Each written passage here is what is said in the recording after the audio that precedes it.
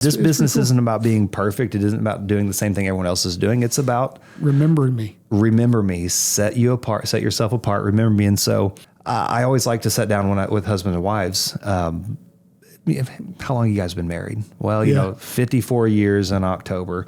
So I'd write that down. I'd send them an anniversary card. Yeah. Not a lot of people ask those kinds of questions. No, they do not. And if they do, they don't do anything with it. So there's a lot of ways that you could just very easily set yourself apart with a pen, a pad of paper, and an imagination. Exactly.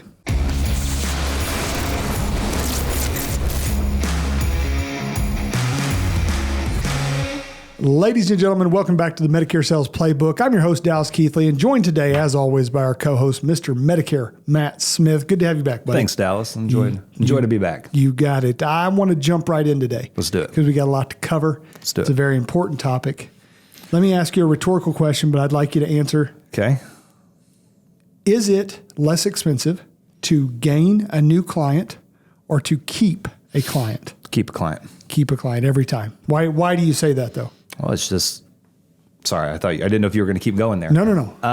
It's, you've already acquired that client. You've already paid the acquisition on that client. You've already invested your time and the energy, the effort, and all of the things into that client. It's cheaper to keep that client than it is to go out and do it again and again and again. Yeah. The reason we get into Medicare, most people, is to help people. 1A. 1B is for the residual income. I tried to stay out of it forever, but I'm just looking at all my other agents that are in the same company as me, and they're waking up knowing they're making a certain amount on January 1st, and my knuckles are bloody because I'm out door knocking trying to sell final expense, and nothing against those. I love it, but it's the residual is what makes Medicare special. Yeah, right. And you said that you've said before that you actively avoided Medicare for a long time. You just sold life insurance. But what's the saying, when you're selling life insurance every day, you wake up what? Broke. Wake up unemployed. Yeah, exactly. And I'll tell you what, it's been a while since I woke up unemployed and I didn't enjoy it. Yeah. So. No, I don't enjoy it. My wife really doesn't enjoy it. So yeah, we got into Medicare, and I'm telling you, the residual income is just beautiful. So today, what we want to talk about is retention. Because if you're working for residual income, retention is the name of the game. Yep. They're not just going to stay for fun. Yeah. No, they're not. And now we've got some new rules coming out right now. We're airing this as of February. I don't know what today is, February 26th. And, we're learning about there's going to be less SEPs and all that, which for those of us looking to retain clients, that's good. It's a good thing. Yeah.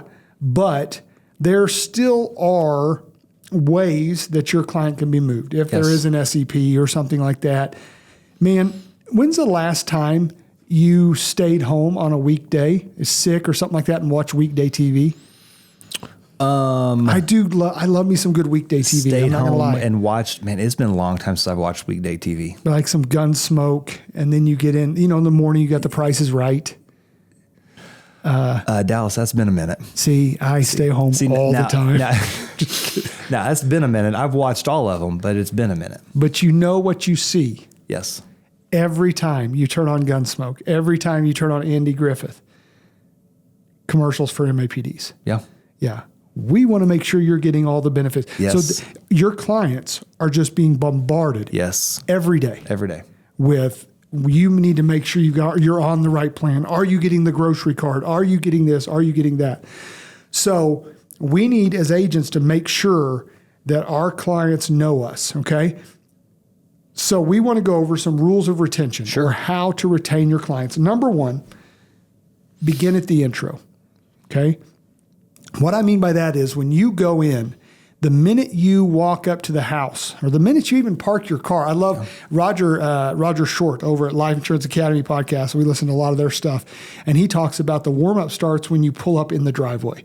How you look. Are you excited? Are you in your car crying? Is there, you open the door and smoke rolls out. Like the warm-up begins in the beginning. Yeah. But let's just say, you get in the house. And I start looking around. In the warm-up, I'm looking for what's on the walls, the pictures, is there a dog? Yeah. Are there sports teams? What's on TV? just all kinds of stuff. We do that for a couple reasons. Number one, people buy with people that have a commonality with them, right? Like if your team's on the wall and they're my team too, man, we instantly have commonality. Yeah. But when it comes to retention, the most important things with that is notes. Yes. Right? Like write down the dog's name. If they talk it during the warm up, they're talking about, man, our kid's sick, or, we just got over this, or, we had this happen to us. Write that stuff down. And then when you call them back, be like, hey, how's the kid? How's Junior? Is he feeling better? That kind of stuff. Because you're going to make a call to him before long, and people love it when you remember things about them. They love it. There is a gal that at the bank where I bank, every time I walk in, she goes, how are your daughters, Shelby and Celine? How are they doing? And I'm like, that's incredible, Angie. And she's the only one there that I know her name. It's her birthday today, actually. So happy birthday, Angie. I'm sure she watches. Guaranteed. But that has kept me coming back, and other things, but that has kept me coming back to that bank for years and years and years. Like I would feel bad if I had to call and say, hey, I want to move my money, and Angie answered. I'd be like, hey, my girls are fine, but I need to move all my money, right? Like both of them, the dollars. We'll keep $7 here. Yeah, exactly. Yeah. We'll leave something there. But it begins in the warm-up, making sure you take those notes and all that stuff. So, and then it continues through the sale process. If you would talk about, the sale process, things you can do to build retention through the sales process. And I love that, I love you're talking about that. I love that Roger talks about how when that retention process, because agents typically think, I think that agents typically think, because for a long time that was my mindset, is that retention really only happens once we leave the house. Right. Like I sold them, now I got to figure out how to keep them. But you're right. I mean, it happens from the moment that we turn the corner, past the mailbox they said we couldn't miss. I mean, it starts right then and there. But and to add to your point there, when I would go into a house, especially in final expense sales, and they had a policy, the first question I asked? What's that? Who's your agent? You know what percentage knew their agent's name? Like 5%. If they didn't know the name of the agent that sold it to them, they're mine, right? Yeah. Like now, if they told me, oh, actually Bob down the street, man, he's doing a great job. Most of the time, I'm going to respect that and be like, hey, you know what? Sounds like you got a great agent. Stick with him, and then I'm going to go recruit Bob. But continuing through the sale. Yeah. So in the sales process, I mean, there are a lot of things that we can do in the process, and they seem really obvious, and we've talked about them, several times, but there are things that we can do throughout the sales process just to make sure that we retain our clients, because one of the first things that can make your clients leave is if you put them in a bad spot. Mm-hmm. I mean, it's really hard to retain your way out of doing someone. Yeah, my drugs just cost me $480. And you said they were going to cost me $6. Yeah. It's a birthday card's not going to fix that. No. You could try. Unless it has $474 whatever the difference in is. it. Yeah. Whatever the difference is. I did that math in my head. That was slick. I don't know if it was right. You guys can check that at home. All right. So, I mean, really, it's making sure that you, the agent, know what's going on, that you know your client, that you've got everything right. I want to know that, because sometimes you can't write the client in that initial appointment, right? Sometimes you have to go there, you meet them, and you have to write them over the phone. Well, who are their docs? Again, this is notes. Mm-hmm. Do we know all of their providers? Mm-hmm. Do we know all of their medications? Did we ask them if there's any in their pants pockets in the laundry room that they forgot about? Yep. Do we know, just like you said, do we know what other policies do they have? Do they have life insurance policies? Do they have a hospital indemnity plan, dental or vision? I mean, do they have all of these other things? Because, what we don't want to have to do is we don't want to have to call them in 2 days and say, hey, sorry, really embarrassing. I forgot your doctors. Didn't write them down. Yeah, I didn't write them down. I think it was Smith. And they're like, not even close. Not even close. Actually, I don't see a doctor at all. Whoops. So, going throughout the process and just making sure that you are taking copious notes. Copious? That's a big word, isn't it? That's a good one, buddy. There you go.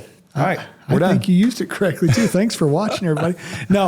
So continuing throughout the sale, make sure you do a proper job throughout. Yes. It takes some time in the beginning. But you'll learn it. I mean, and it's rinse and repeat every single time. You're asking the same questions to get the same answers, or you're asking one of 3 or 4 questions to get the same answers every single time. Just so when you walk out of the house that you're putting that client in a good policy, that you're making sure they're well covered, you have all their stuff right. Because again, it's really hard to retain a client who's ticked off when that first bill comes. Yep. Or that first time they go to the doc, or that first time they go to the pharmacy. Yeah. Next thing I wrote is during the close and the warm up, the cool down, the wrap up, whatever you want to call it. Okay. During the close, I want to make sure, hey, are you happy? That's my biggest question. Yeah. Have we covered everything here today? Yes. Are you happy? Do you understand your plan? These are all questions you should be asking. If I say, do you understand your plan? And they're like, I got it. Okay, let's write down the basics. Your doctors are these. They are covered. You can go here. It's going to cost you $0 for these. It's going to cost you $25 for these. Hospitals this much. Ambulance is this much. Are you happy with everything we've done? Is this something that you feel like, man, I'm glad Dallas came here today? Or are you, when you walk out, are you thinking, man, I wish I'd never met that guy? So it's that wrap up. And then also, as I'm leaving, one of these things I learned from a good buddy, Pete Fortier, a life insurance agent.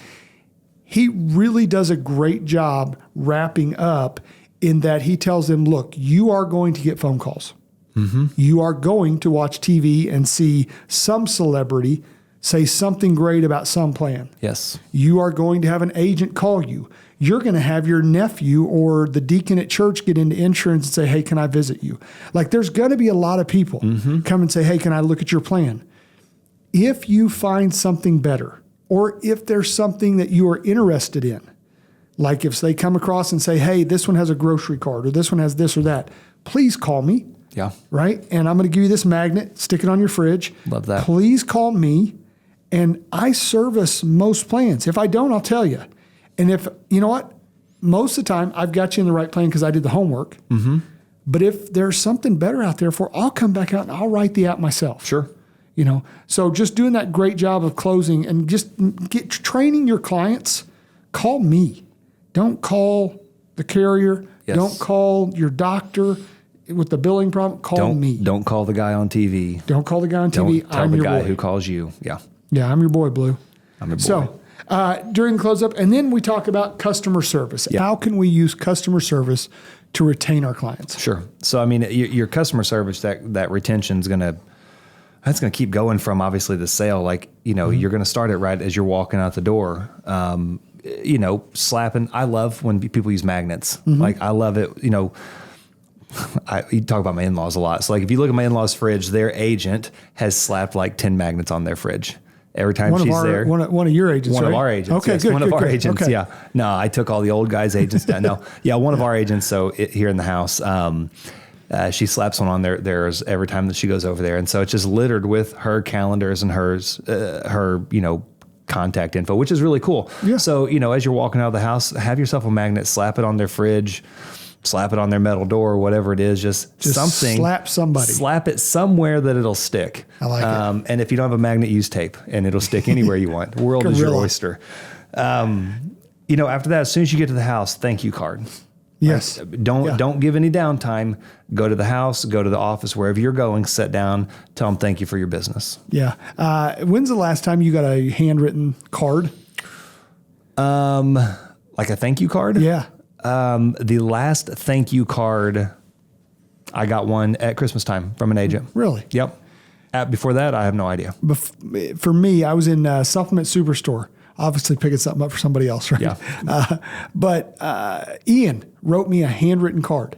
And that's been 6 months ago, and I still remember the kid's name. And mailed it to you? Mailed it to me. Yeah, I got home. I'm like looking at it. I'm like, what is this? It's really weird because you didn't give him your address. Yeah, exactly. He was just standing at my door, like, here you are, sir. But that meant a lot. Yeah. Talked about what we talked about. Hope that creatine's working out for you or whatever. They do a great job. It was incredible. Yeah. So handwritten takes you an hour, but go ahead and do it. Yeah. I mean. Yeah, handwritten, just handwritten, take some time, Make sure they can read it. Our generation, yes. And if your handwriting's not legible, have somebody else write it whose handwriting is legible and pay them for it, because the generation of folks that you're selling, that you're working in this field, they appreciate the handwritten stuff. Yeah, my kids have to write 3 handwritten cards before dinner every night. Really? That is to my clients. That is brutal. Birthday calls. Yeah. Handwritten birthday letters. We used to have a gal sing in our office, and bad. like ironically bad. She knew she was bad. Yeah. Yeah. You go to karaoke and somebody's trying to be good, but then you got the guy that just knows he's bad and just goes over the top, kind of that singing. At least I hope that's what she was doing, because that's what I picked up. Called everybody? Called every client we had. Wow, that'll set you apart. She had her own office. And, no, but then one year we had a guy call in and said, "Hey, my birthday was yesterday," and no call, so she had to sing "Happy Birthday," and it's something. It is. It's awesome. I mean, that's really awesome. Yeah.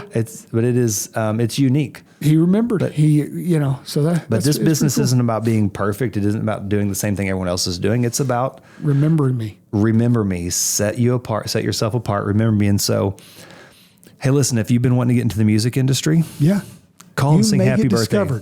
Call and sing happy birthday to your clients. Yeah.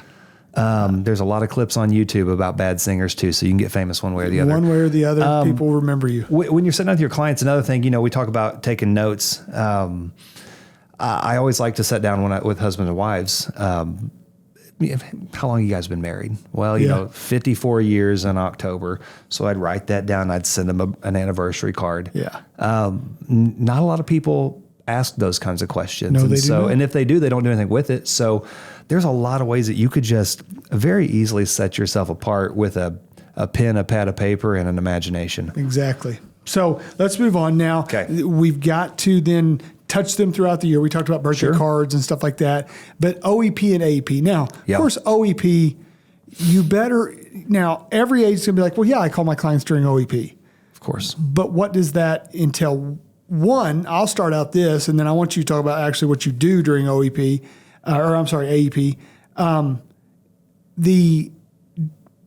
It should begin like 2 months prior. Did you say OEP or AEP? AEP. October 7th October 15th through December 7th, right? You should be mailing out letters to your clients saying AEP is coming. And it should probably be sent out early September, if not late August, right? I've seen offices send out a letter saying, "Hey, Phil, please let us know if there's any prescription changes. Please let us know what pharmacies are you using. Did you change any? Write down your doctor, send it back. Scope of appointment in there. Put a scope of appointment. Please send that back. A self-addressed stamped envelope. Then now when you got 30 clients, it's not that big a deal. But when you're trying to get 500 clients, all organized for AEP, if you can sit down and say, okay, I've got Mrs. Smith's information here, you can go ahead and look it up ahead of time. And Miss Smith, I looked it up. You're good. Stay right where you're at. Yes. But what else should that AEP phone call consist of? I think I guess we'll go with that. So, I think one of the main things, one of the big things, you said it right. Boy, I tell you what, I just got all off of my train of thought on that one, didn't I? It's fun to watch, though. Wow. Well, what I think an AEP phone call, I'm going to try to rescue you here. Sorry, I was going to go a different route, and then I wanted to back up, and I said, no, I'm not going to, and I couldn't remember what you said. I'm more bothered that you said route and not route. Route. I don't know. We'll talk about that later. Leave it in the comments. It's like I eat tomatoes. I hate you so much. I know you're baiting me. I'm not going to. So an AEP phone call, to me, that's where you also go back to your notes. Yeah. Like, hey, how's Fido?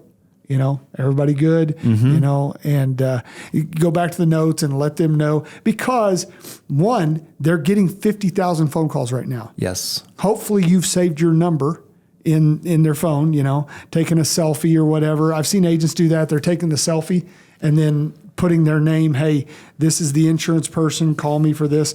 But even then, they may change phones, whatever, so they have no idea who you are. So when you say, hey, how's Fido? Yes. Still chewing on people's legs. Like I still got the scar.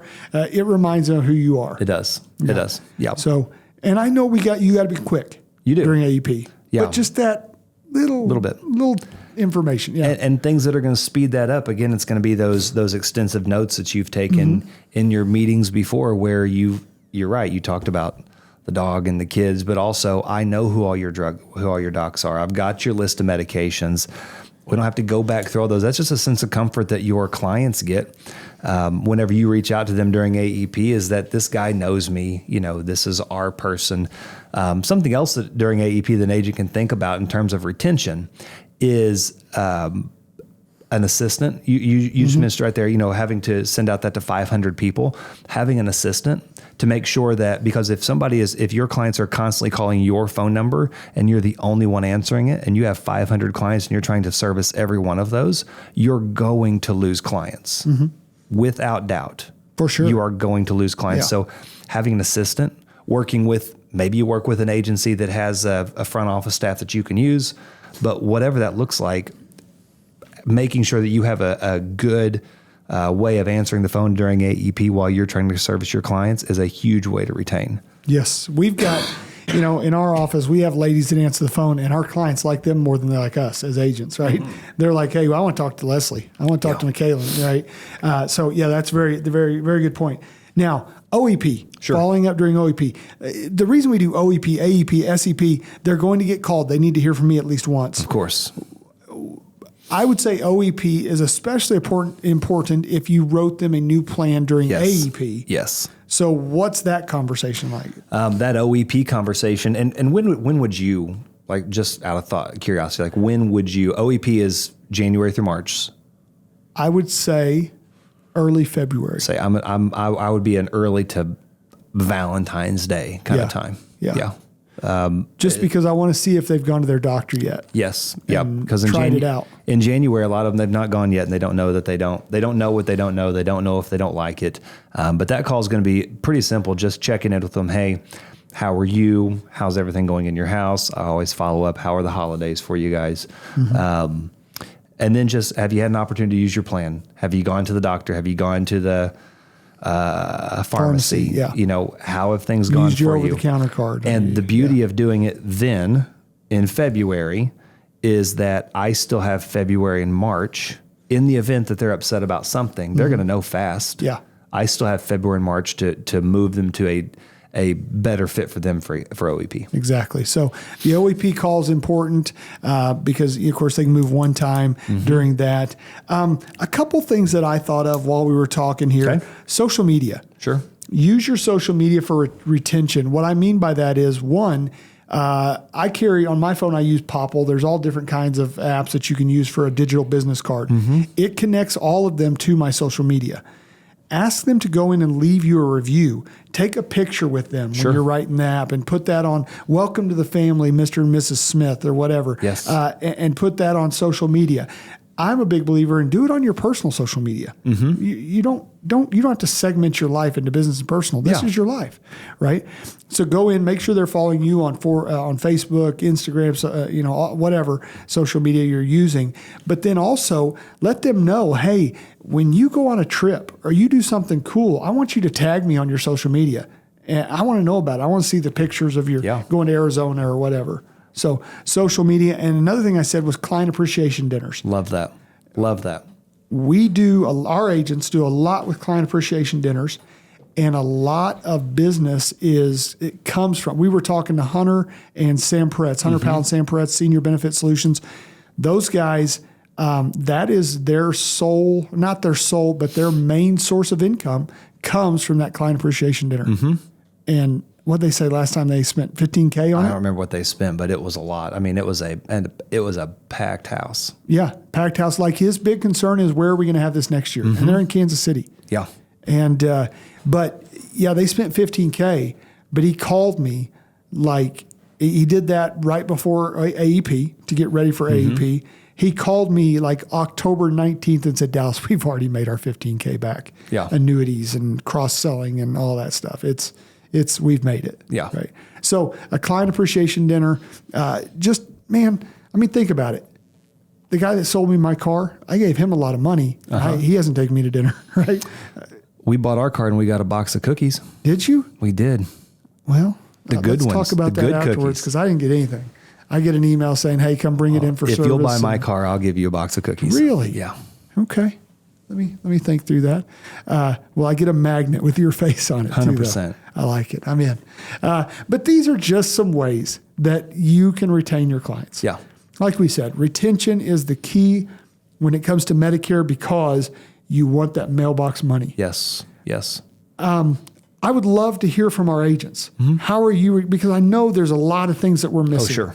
put it in the comments. Let us know, how are you retaining your clients? How are you making sure that mailbox money just keeps coming in month after month after month? Yeah. Right? Love it. Yeah. Dig it. Good episode today, man. Appreciate all the input there. It was fun. Only one brain lapse, which is not bad for you, buddy. That's a tough one, too. Those meds, buddy. No. Guys, we do appreciate you also tuning into the Medicare Sales Playbook. And I want to tell you a story. So I got a call from Emma. I won't give her last name. Emma, we're going to have her on the podcast. She called me and she said, Dallas, I listened to the podcast, loved the podcast, got into Medicare, and man, I've been listening to it. And so Emma was actually in North Carolina during the recent floods that they all had, spent 4 days on her roof trying to survive. And she's like, a lot of people would be like, you know what, my life is too hectic to keep going. But she's chugging along and doing a great job. So proud of Emma. We're going to have her on the podcast soon. But she talked about thank you cards today. And I was like, you know what? We need to talk about how to retain your clients. Yeah. So this episode brought to you by Emma. Thank you, Emma. You got it. So, all right. Next week, we will be talking to you more, giving you more training, giving you more advice from people that know not just us, but people that are in the business. So be sure and tune in for that. Also want to thank our producer in the box there, Celine, doing a great job. And she's doing some kind of hand gesture. I don't know what that is, but yeah, it's throwing up gang signs, something. I have no idea. Want to thank her, though. Please like, subscribe, continue to listen. And Matt, man, thank you again for being on, buddy. Always. Good time. All right. We'll see you guys next week on the Medicare Sales Playbook.